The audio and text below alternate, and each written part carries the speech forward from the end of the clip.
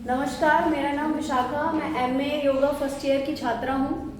मैं आपको भक्ति योग के बारे में बताना चाहती हूँ। भक्ति शब्द संस्कृत भाषा के मूल शब्द भज से लिया गया है, जिसका अर्थ पूजा करना, उपासना करना, ईश्वर की भक्ति करना। और योग का अर्थ होता है जुड़ना। तो इससे हम कह सकते हैं कि प्रेम के द्वारा मनुष्य को ईश्वर से जोड़ने वाले विज्ञान को ही भक्ति योग कहा गया है। गीता में भक्ति योग को दो तरीके से विभाजित किया गया है। एक होता है निर्गुण निराकार भक्ति, एक होता है सगुण साकार भक्ति। निर्गुण निराकार भक्ति ईश्वर निराकार है। निर्गुण भक्ति भगवान को ओम के नाम से स्मरण करना होता है।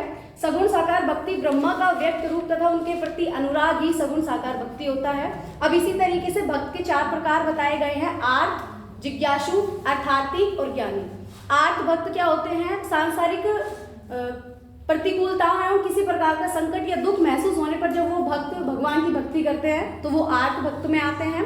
जिज्ञासु भक्त जो किसी न किसी स्वरूप में किसी चीज के बारे में जानने की इच्छा रखते हैं, वो जिज्ञासु भक्त के प्रकार में आते हैं।